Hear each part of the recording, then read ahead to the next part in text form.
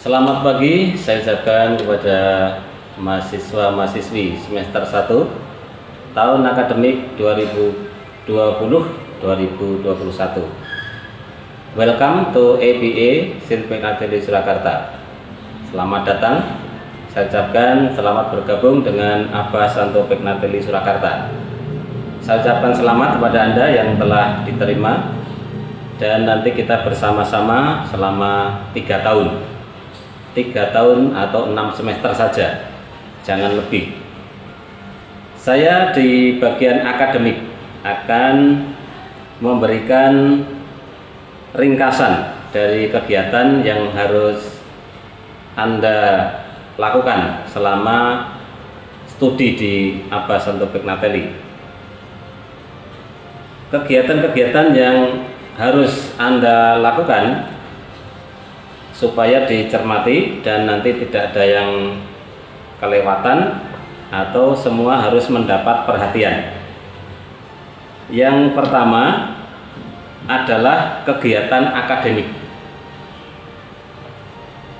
Dalam satu semester itu mahasiswa harus melakukan yang saya sebut dalam 7 langkah.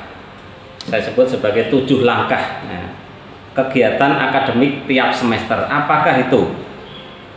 Ringkas saja. Yang pertama adalah pembayaran uang kuliah dan registrasi atau daftar ulang. Setiap awal semester nanti Anda harus melakukan ini. Kemudian setelah itu Anda mengisi KRS dan konsultasi dengan dosen pembimbing atau wali kelas kalau di SMA. Kemudian yang ketiga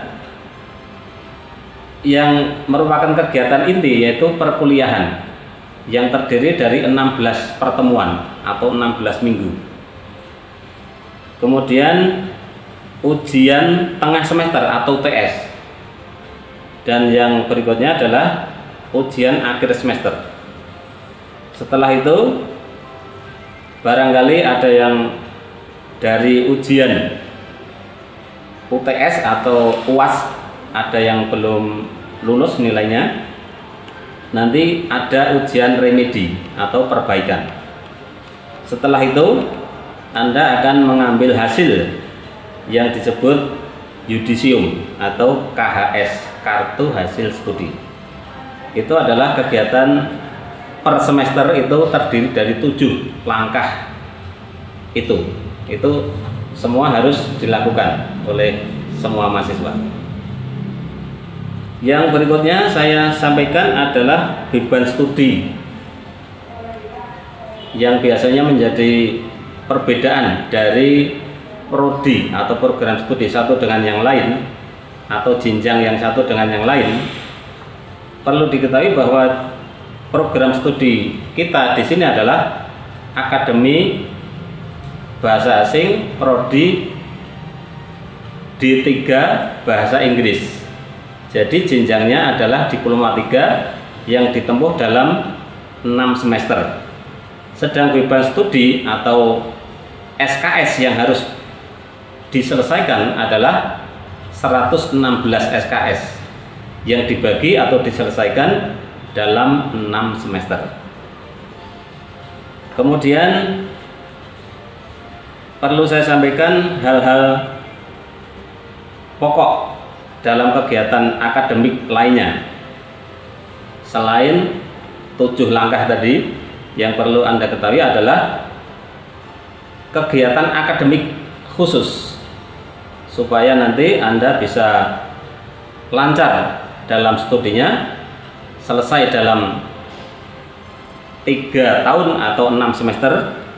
Itu saya bagi di sini menjadi 6 kegiatan akademik khusus. Apakah itu? 6 kegiatan akademik khusus. Yang pertama adalah speaking practice. Jadi di samping kuliah yang terutama nanti kuliahnya adalah dalam bahasa Inggris, kemudian kuliah-kuliah tambahan untuk memberikan nilai tambah atau bekal kepada Anda selain kuliah bahasa Inggris adalah kegiatan untuk memperdalam atau melatih, khususnya untuk speaking atau berbicara dalam bahasa Inggris, yang biasanya menjadi kelemahan dari secara umum seluruh mahasiswa adalah kegiatan speaking practice. Kegiatan ini untuk membekali atau melatih mahasiswa dalam berbicara dalam bahasa Inggris. Yang kedua adalah kegiatan PKL. Yang ketiga adalah menulis tugas akhir atau term paper atau skripsi, secara umum disebut skripsi. Kemudian nanti ada yang harus dilakukan adalah mengikuti tes English Proficiency atau kita singkat menjadi TOEFL, Test of English Proficiency. Sedang yang kelima adalah pada akhir studi nanti Anda akan mendapatkan atau mengikuti ujian lisan yang disebut ujian lisan akhir studi atau disebut ULAS, disingkat ULAS. Merupakan secara umum istilahnya adalah ujian pendadaran. Yang keenam tadi adalah hal-hal atau kegiatan pokok yang harus Anda selesaikan atau Anda lakukan di samping kegiatan kuliah rutin. Mungkin perlu saya cuplikan atau gambarkan secara singkat satu demi satu. Yang pertama adalah kegiatan speaking practice. Kegiatan ini harus dilakukan oleh mahasiswa, yaitu dengan cara menyiapkan topik yang sudah disediakan, ya. Jadi ada 6 topik, nanti ada 6 topik yang disediakan untuk dipresentasikan kepada 2 dosen. Jadi masing-masing dosen nanti Anda presentasi 3 topik. Dan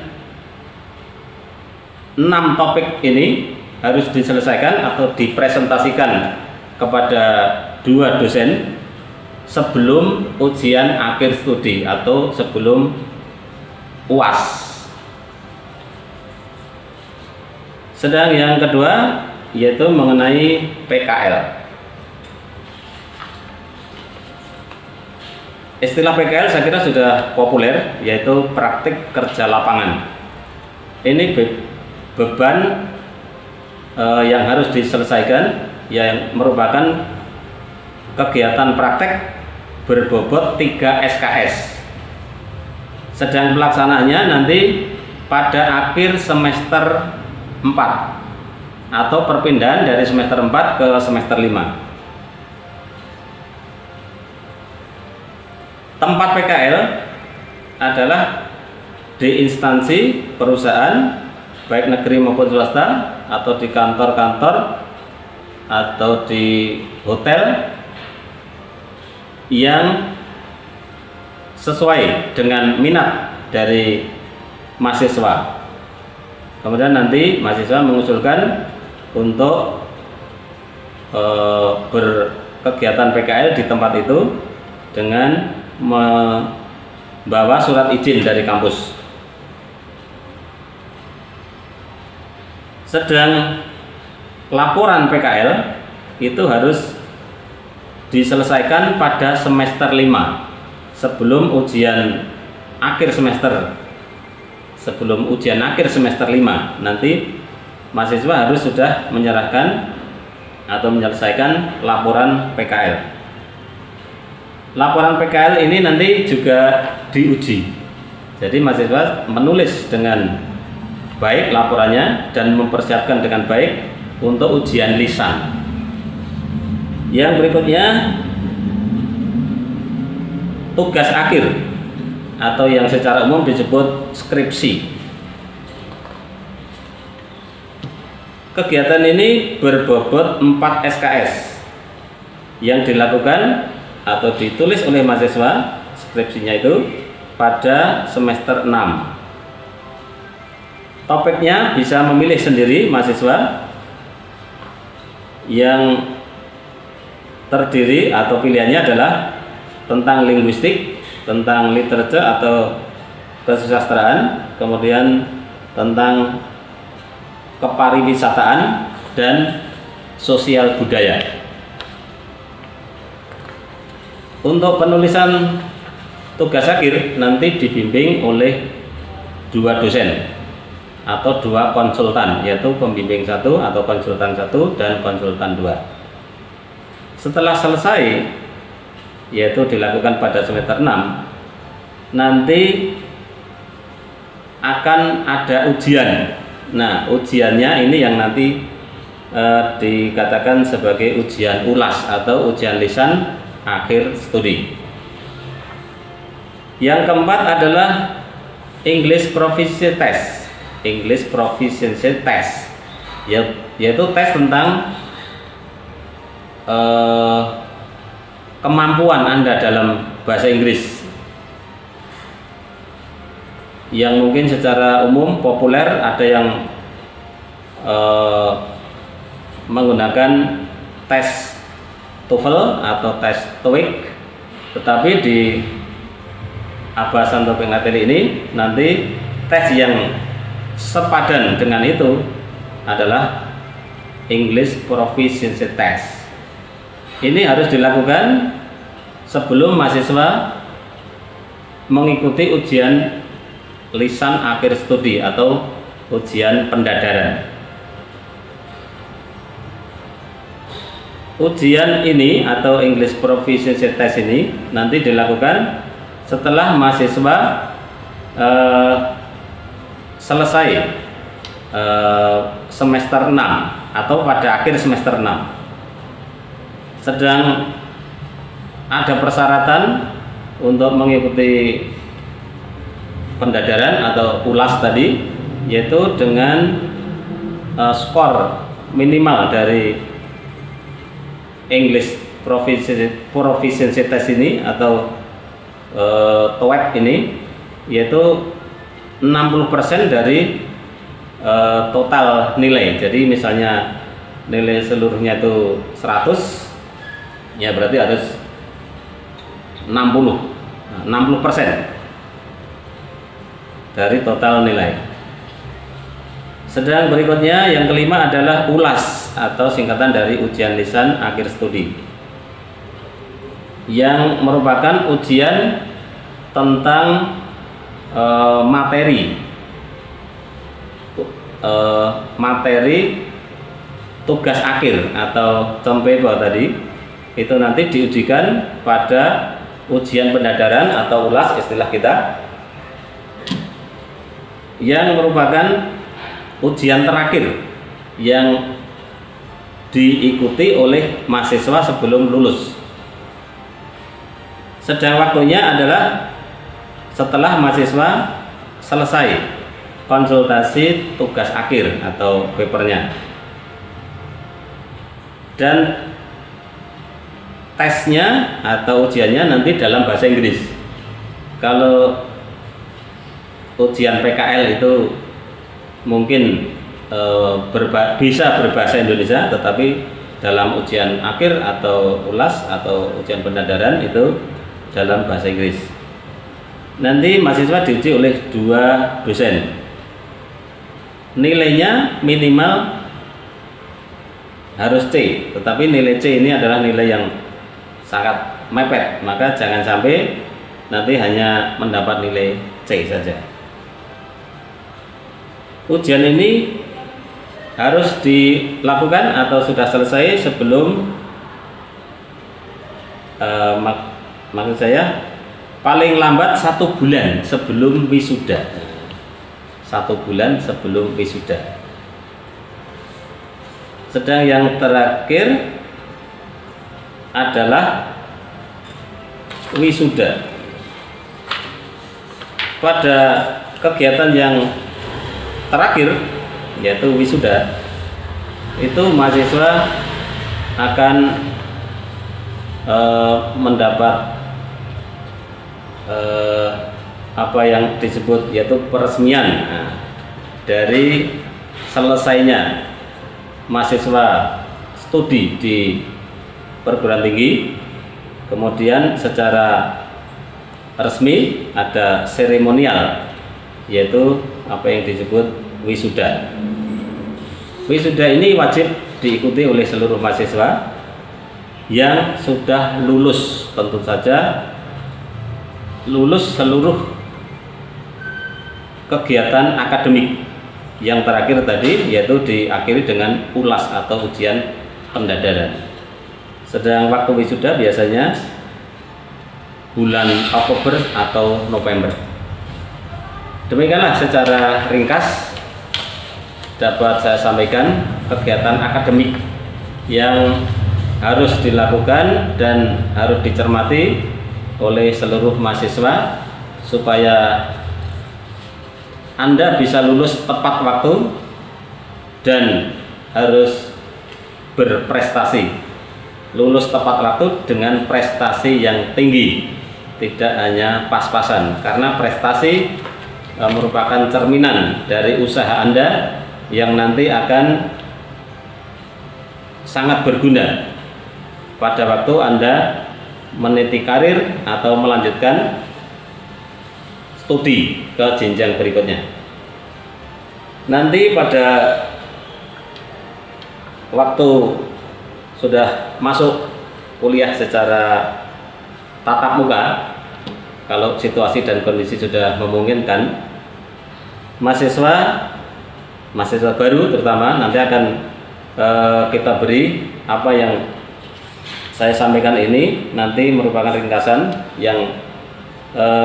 dari buku pedoman akademik seperti ini. Nanti akan kita bagikan setelah Anda masuk secara tatap muka. Barangkali ada yang belum jelas, nanti akan diberikan akses bagi Anda untuk menghubungi kampus melalui admin di kantor atau mungkin melalui kontak HP saya, ya bisa, nanti bisa ditanyakan di kantor. Dan diharapkan bahwa mahasiswa baru nanti Anda punya komitmen untuk bisa masuk bersama-sama dan nanti bisa wisuda atau selesai bersama-sama. Jangan sampai ada yang tertinggal atau mau ketinggalan dengan temannya.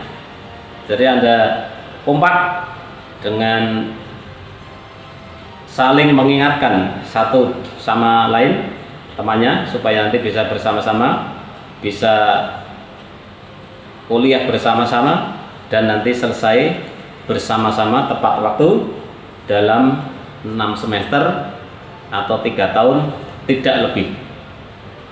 Demikian yang dapat saya sampaikan. Terima kasih dan selamat bergabung di kampus. Walaupun kuliah pada semester 1 ini khususnya itu baru kuliah daring sampai waktu nanti diumumkan supaya bisa kuliah tatap muka. Demikian, terima kasih. Selamat pagi.